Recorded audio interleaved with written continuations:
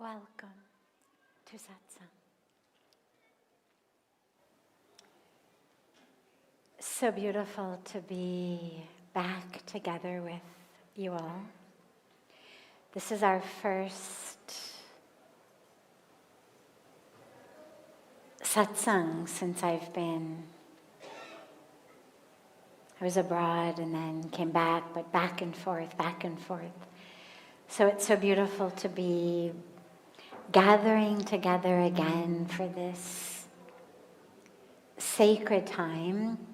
By God's grace, I'll be here for now the next several days, so we'll have the blessing of coming together in satsang each day. Today is the special day of भैया ये थोड़ा सा शायद कुछ आ रहे हैं शायद ये वाला माइक ऑन है I don't know देख लीजिएगा कुछ चल रहा है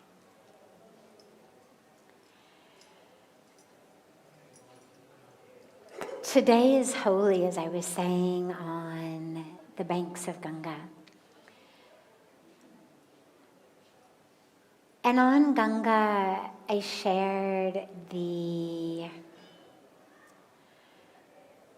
beautiful teachings of burning of Holika, which is tonight what we celebrate.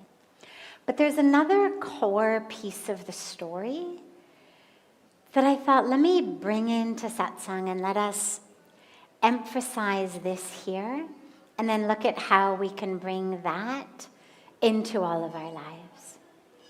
So we have this beautiful, beautiful story of the young boy Prahlad, who's the son of a king.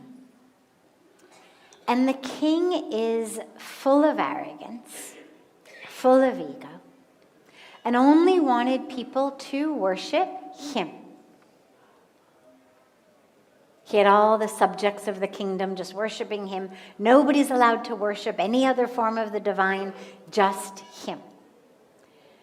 And in the beautiful way that the universe works, his own son, as I said, is this incredible devotee. But something very interesting happens. So we have just one second, Alina, sweetie, if you guys can sit down just because there's so many people behind you. Thank you, sweetie. So we have so many times for the king trying to kill his own son, first to just shut him up and then eventually kill him. That's how bad the ego was. If he doesn't obey me, forget it, finish him. Tries with Holika gets burned. But we fast forward to the end of the story. And it's an incredible moment.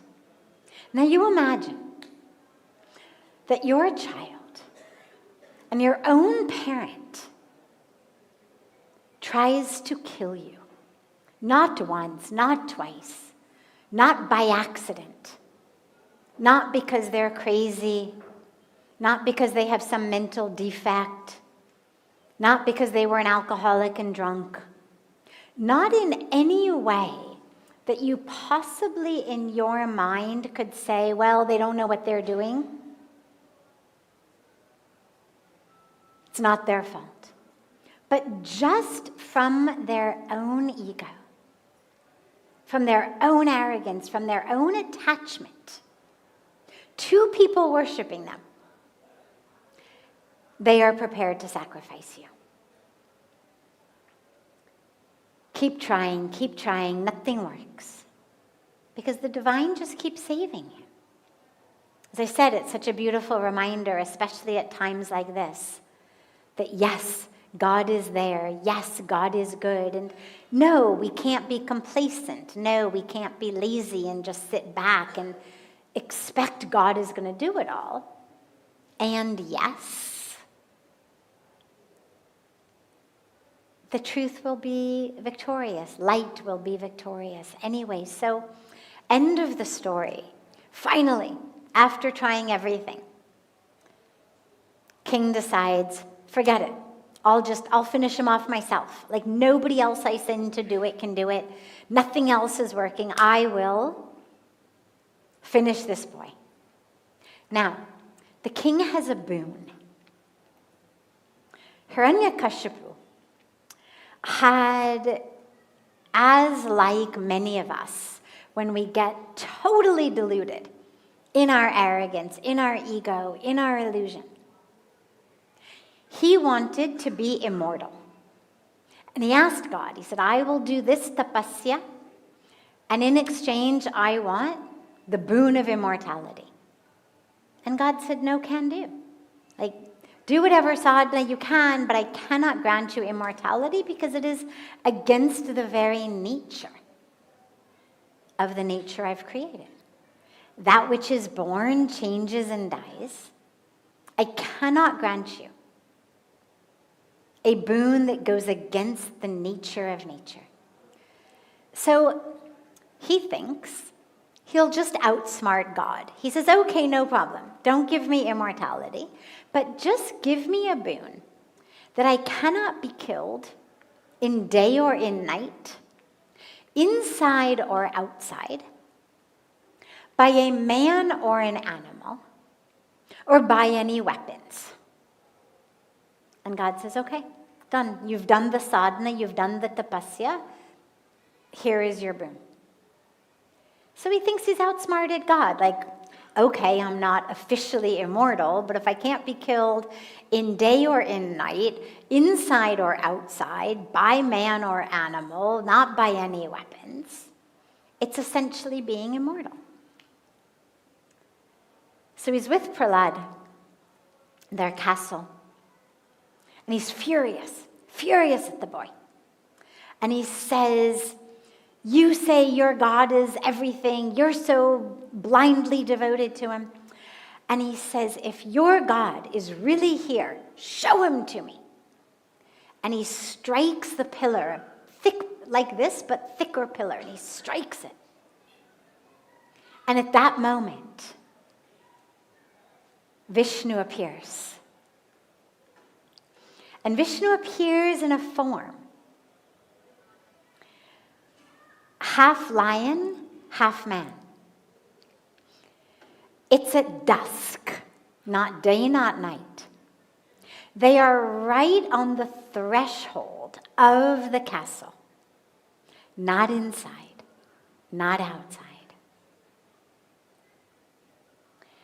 And he finally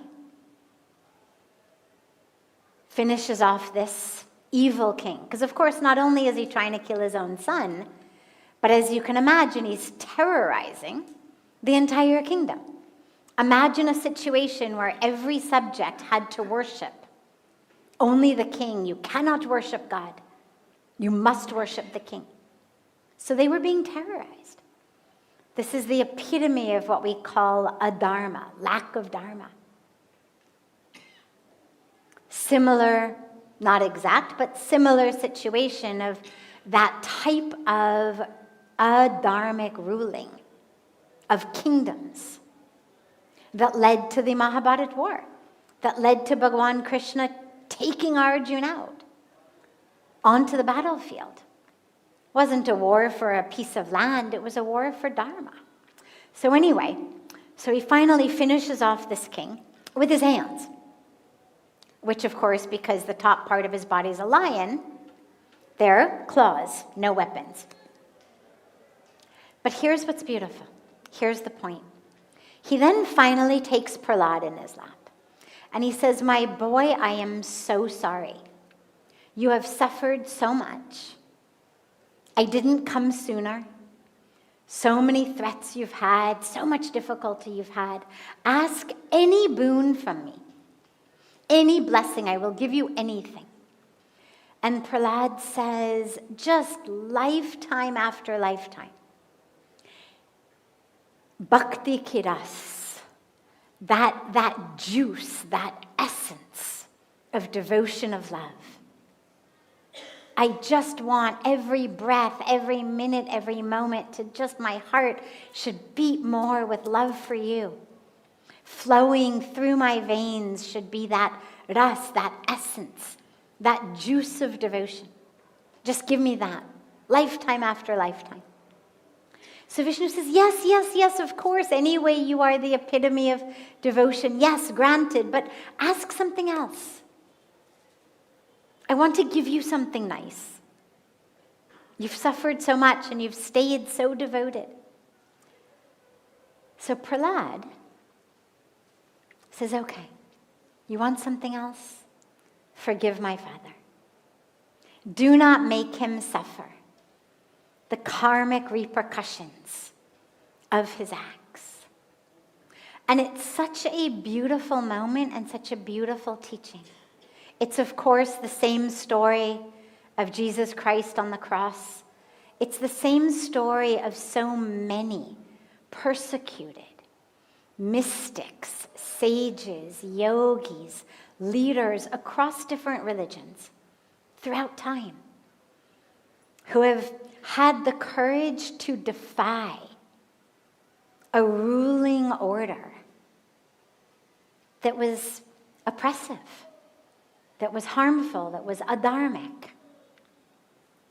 And at the end of the day, whether they're being coddled by the divine Vishnu or they're being strung up on a cross, the prayer is the same. Forgive them. Those who tried to kill me or those who did kill me. Forgive them. And I take it as such a powerful teaching, especially at this time as we are about to go out in a little while and have the burning of Holika, is when we don't forgive.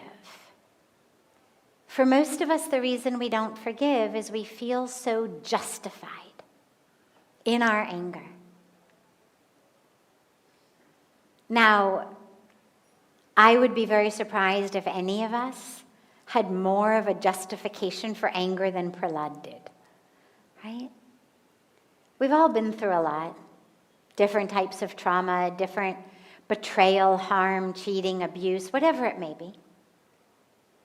But has any one of us had a parent who tried over and over and over to kill us just to satisfy their own ego? So you think, okay, so if he, in this most unthinkable situation, I mean, he was a young boy, he didn't ask for a bicycle, he didn't ask for toys, he didn't ask for a life of success, he didn't ask me anything he could have asked for. You're lying in God's lap, and God is like anything. Just forgive his father.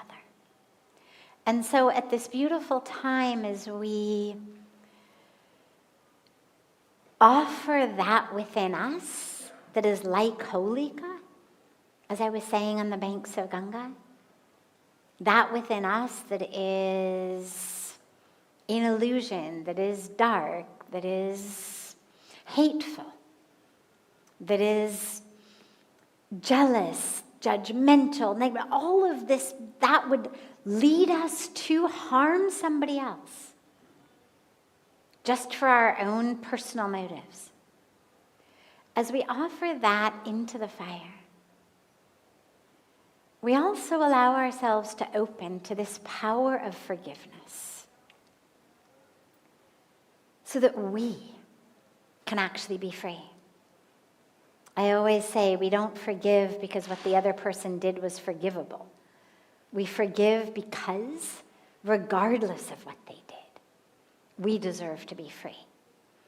And so it's a beautiful evening to channel that inner Prahlad. See who we need to forgive. Let it go. And whatever it is within us that could lead us to harm another, maybe not actually burn them to death, literally, but, we gossip, we say negative things about each other, we underhandedly try to kind of bring other people down so that we can come up. it's burning them. It's harming them. So we offer whatever those characteristics within us are, so that we stop burning on the inside and we find that freedom. So I usually don't begin satsang with a talk. We usually go straight into questions. But because this is such a special night, and because I didn't get a chance to give the full story in Arti, I wanted to make sure for so many who are coming from different walks of life, different backgrounds, different traditions, just the fullness of the Prahlad story. And now we will open it up to any questions that anyone here has. There's a microphone in the middle of the room. Do not be shy. Yes, please come. And just share your name and share where you're from, and then your question.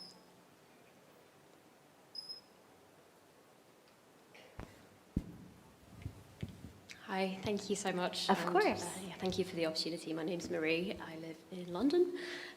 Where I'm from is a complicated question. That's okay. London counts. My question is really relevant to what you've just spoken about. 1 in 3 girls experience sexual abuse before adulthood. You've spoken publicly about sexual abuse by your biological father, and unfortunately I share that experience too. Would you be willing to speak about how you navigated that abuse, and specifically whether you sought legal justice and how you discerned what Dharma required of you? More broadly, when someone has been sexually abused as a child, is there a chance, and there is a chance the perpetrator could harm others as they're not imprisoned?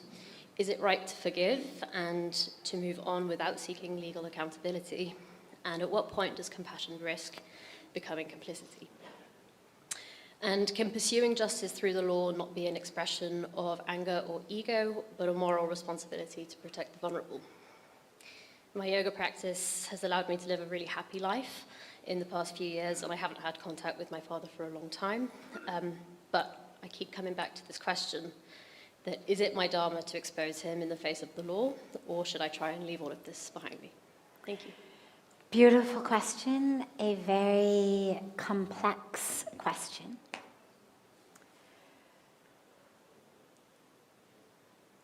For everything we do, from that which seems as the smallest tiny decision, like what I'm going to have for lunch, or when I go to the shopping mall, what clothes I'm going to wear, to the careers that we have, to so many decisions that we make, to things like this height of a vulnerable, complex decision. Do I hold my own father legally accountable for the abuse he did to me as a child?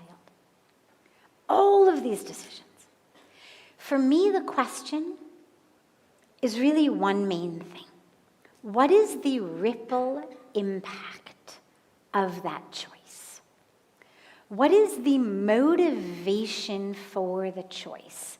So again, starting on a much, still very impactful, but less vulnerable level, what we eat. Most people think it doesn't matter. Who cares what I eat for lunch? Who cares what clothes I buy?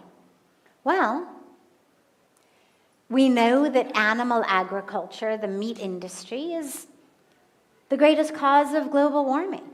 We know that it's one of the greatest causes of global hunger, of the destruction of our planet's water. So what you eat has a huge ripple impact, not only on the animal, but actually on the planet, on the trees, on the air, on future generations. What we wear.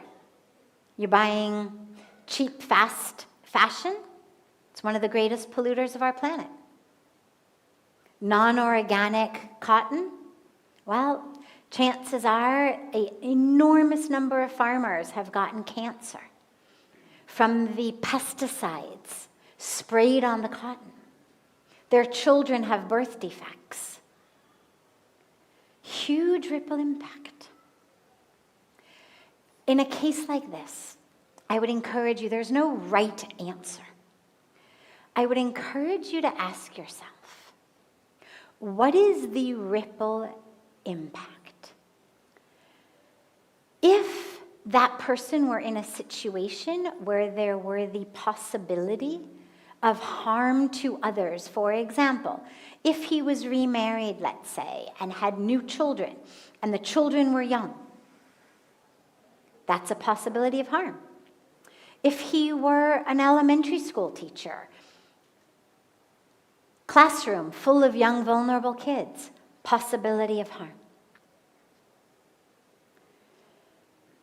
If it is simply about me having the strength to face my perpetrator, the legal system absolutely might be the right way, but it also might not.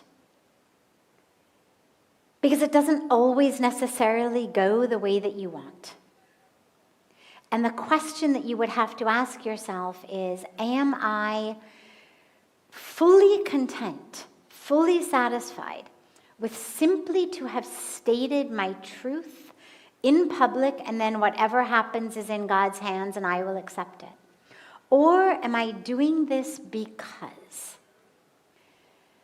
and this is key, because I somehow have the fantasy that if I just get him in the witness box, he's going to apologize. And he's going to finally realize what he did and say he's sorry.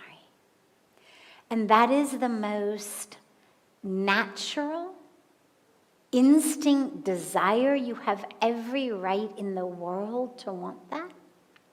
And the likelihood of it happening is almost zero.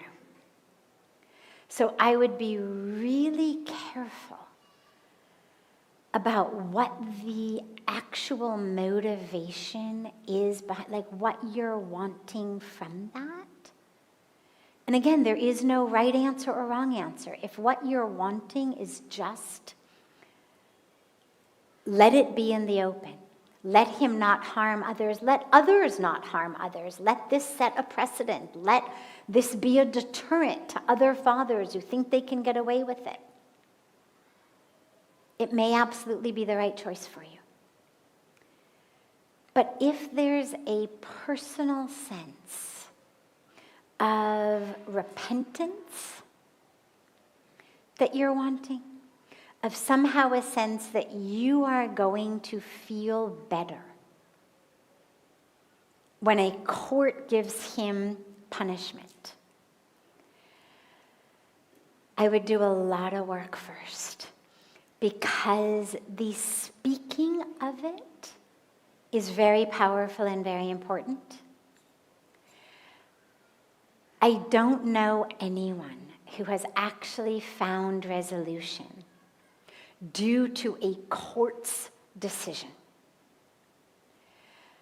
or anyone who has actually had a situation where they get what they are looking for. And here's why. And this is true whether we're dealing with familial abuse or anything else. Here's why. The damage, the trauma, the hole in us caused by early childhood abuse, whether it's sexual abuse, whether it's physical abuse, whether it's emotional abuse, cannot be repaired simply by things that take place 10, 15, 25 years later. Because the little girl who was hurt isn't here anymore. And you as the adult woman can fight for justice, and it could be very powerful, and you could absolutely be a beautiful model and inspiration for other women to stand up and fight for justice. Absolutely. But if what you're expecting is that at the end of the day, the little girl in you who was harmed is going to be healed because he's finally going to own up to what he did, he's going to apologize, somehow there will be an internal healing from that, I would be very cautious. because I wouldn't want you to go through years and years of an additional trauma of a court case to find yourself not receiving what you think that you're going to receive. Sometimes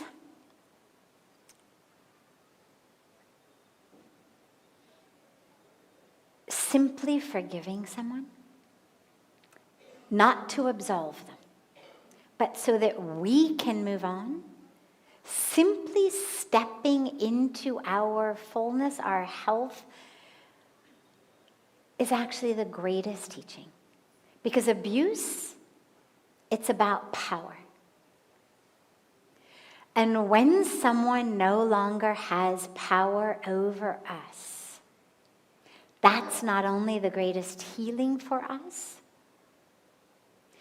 but sometimes it's also actually the greatest lesson for them. So this is something I would be happy to talk to you more about on a personal level and kind of the details of this. Yeah, absolutely. In my case, for a whole variety of logistic reasons, not the least being you don't actually have any proof, and it becomes one person's word against another person's word, and courts in general tend to not like to lock someone away for many, many years without any shred of actual evidence or proof. And these sorts of cases tend not to generate evidence and proof. But I'll tell you, the healing that came from letting it go, that came from forgiving, not of the action, but of the diseased,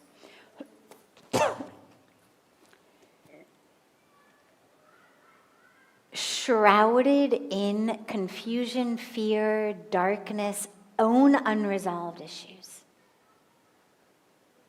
Forgiveness of that person and an awareness within me that I could forgive made me actually realize that I was the one with the power. There had been a moment in time he had power, I didn't. But now I was the one with the power. I was the one with the power to choose I was going to let this define me and ruin me, or I was going to let it go. And that's an enormous amount of power. And it's the highest freedom, short of actual spiritual liberation, moksha, is to recognize and realize I am not defined by, identified by, imprisoned by someone else's ignorance, fear, anger, confusion. He had been abused in his childhood. He never dealt with it. We get to say the buck stops here. I'm going to heal so that the harm stops being perpetrated. And there absolutely may be, in some cases, an absolute place for legal justice. And it may not be necessary. In his case, it was so abundantly clear to me. He was haunted. He was haunted. In his words, he said to me, if you're looking for apologies, if you're looking for repentance, you're looking in the wrong place. So that was very clear. But all you had to do was look at him. He was haunted. I knew. His karma had, what happens in next life, who knows? But in this life, he suffered that karmic repercussion. The way he died, the way he lived, the way he died. His karma was reaping its fruits from day one, long before I started a healing journey. So we'll talk. That you'll have to decide, is that enough or is another step required? And either way can be right. But yeah, you're in exactly the right place. You're doing exactly the right beautiful work. And the key most important thing is whether you take him to court or you don't take him to court. You, today, are a being who was untouched. When I stood in front of my guru at 25 and told him my story, and this is why I'm afraid, and this is why I don't trust, there was not one cell of my physical body who had been abused. If he said to me, show me, where is she? Who is she? Who was abused? Bring her to me. I couldn't. Every cell of our body keeps regenerating. Skin cells every few days, our internal organs every 7, 8, 9 years. But by the time I was 25, sitting in front of Pujya Swamiji, it had been long since, more than 8, 9 years since the abuse. There was not a cell of my being that had been harmed. And yet, I was defined by it, I was identified by it, I was suffering the repercussions of it. It was my story, it was how I lived, it was the reason why I was sick, why I was depressed, why I struggled with addiction. It was the excuse for everything. And yet, the one who was abused no longer existed.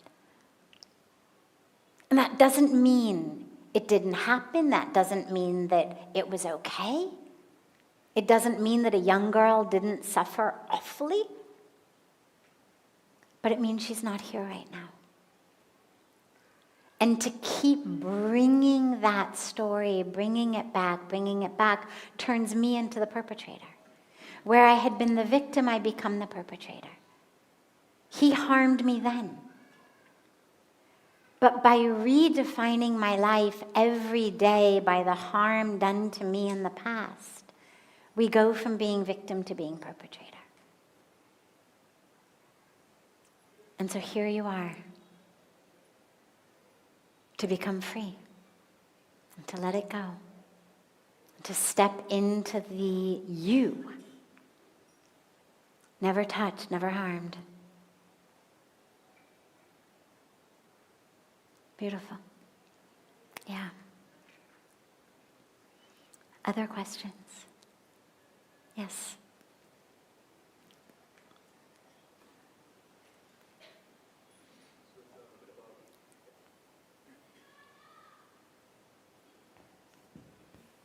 It's a lighter question. I'm Pratik, originally from Mumbai and now in Mauritius.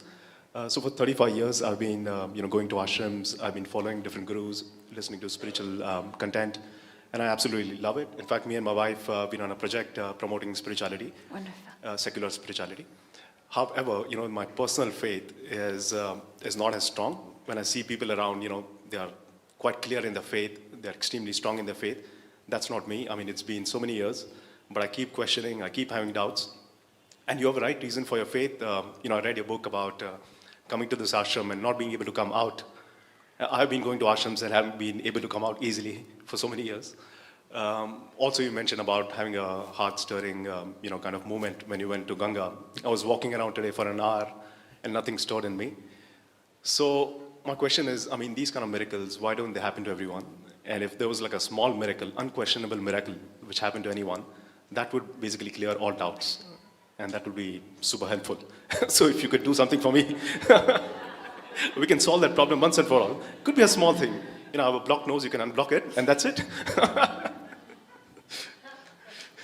I'll tell you 2 pieces. First is, on the airplane to India, long before I had any of those experiences, I took a vow. And it was a simple vow. And I have absolutely no idea what inspired me to do it, but I will always be deeply grateful to it. And the vow was simply I would keep my heart open. Because my trip to India made no sense to my logical mind. I was traveling across the world to a place I didn't know anything about. I wasn't particularly interested in going. And so my vow was just that I would keep my heart open. That surely there must be a reason I was going that I just didn't know. And so I would keep my heart open to see what that reason might be. We call that Sankalp Shakti. And I deeply believe that that played a huge role in that which unfolded for me. It was grace, of course. It was Guru's grace, it was Ganga's grace, it was God's grace. But we have to be willing participants in that. Ganga will make you wet, but you got to get in. She's not going to, come through your bedroom at night and drench you. She's not going to knock down your walls. You got to get in. But not just physically. Our minds have to be open. Apples had fallen on the heads of lots of people before it fell on Newton's head. But he was the one who was open to it. What was different about him versus all the other people upon whose heads apples or mangoes or oranges had fallen? There was a degree of openness, interest, attention, awareness. How many of you noticed the moon as you walked in from Aarti? Okay, no, keep your hands up. Keep your hands up if you noticed the moon when you walked in from Aarti. So, about half. You didn't. There is this huge, almost unmissable, extraordinary full moon hanging in the sky right in front of the main pathway that we walk straight up. How do we miss it? What are we looking at? What are we focused on?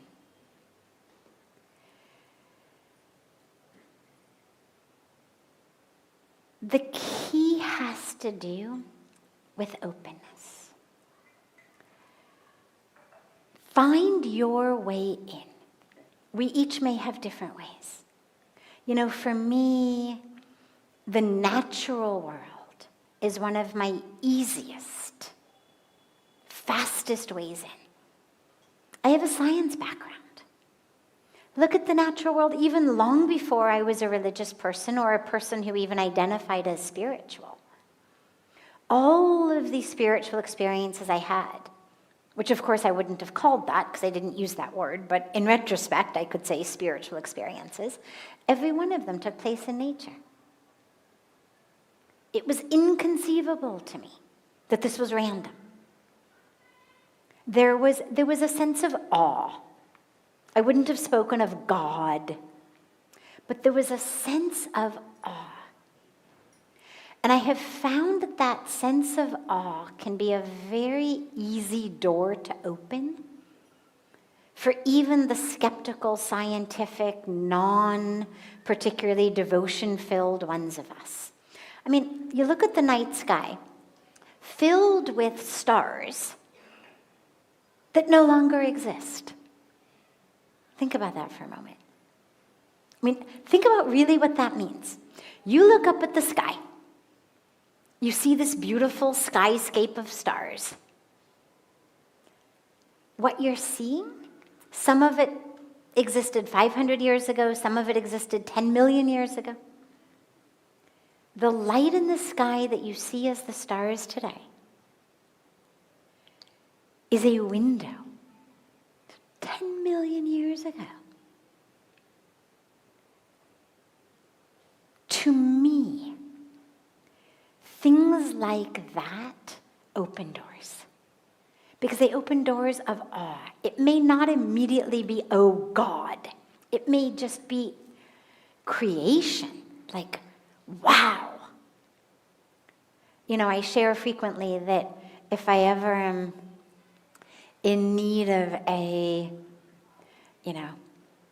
devotional catalyst, easiest way for me is NASA's Instagram page. Nebulas, galaxies, universes.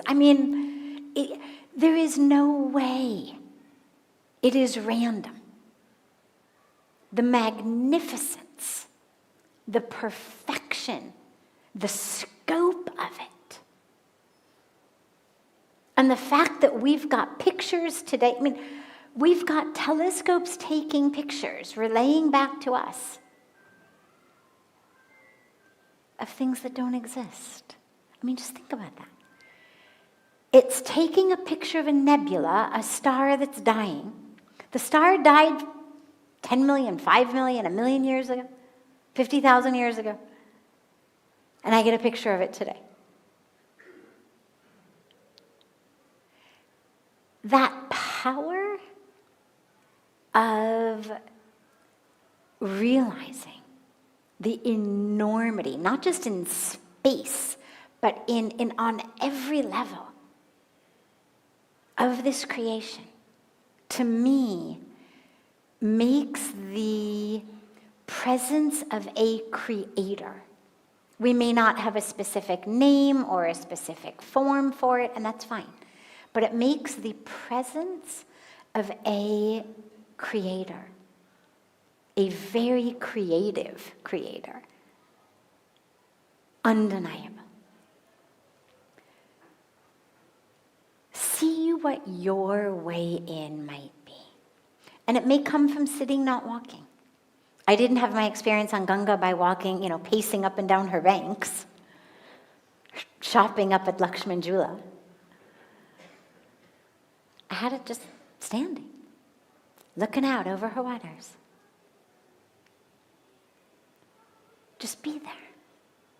If you came in here and you said, my relationship, my marriage is on the rocks, or my relationship with my kid is on the rocks, that connection is kind of disappearing, and we keep doing everything together, like we went to the ball game and we did this, and I would say, stop.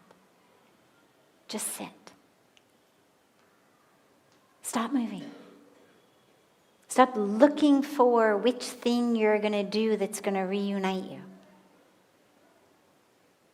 Leave your phones outside, turn off everything, and just sit together. No agenda. Sit in silence. Look in each other's eyes. That would be my prescription for if you felt like you were losing a connection. We make the mistake sometimes in relationships of thinking, oh, we'll go do this together. We'll do this. Connection needs connection. And in the same way with the divine. Instead of going here, going there, this ashram, that ashram, up and down Ganga, just sit down. Sit down on her banks, look at her. No agenda, see what happens. Or sit in a temple, look at Krishna, or sit in the night sky, look at the stars. Sit at the base of a tree, look at the tree. But just sit and look. Or close your eyes and look within. You'll find a door that opens. Yeah. Be still and have your eyes open and be sincere in your heart. Beautiful. We will take your question tomorrow. I want to be really conscientious to end. It's 8:00 and we have a beautiful lighting of Holika on the Ghat right in just a couple of minutes. So from here, everyone can come down onto the banks of Ganga. We'll have the beautiful burning of Holika and then come back for dinner. And I will see you all tomorrow, and whatever questions we didn't get taken today, we will take tomorrow. And so much love to you all.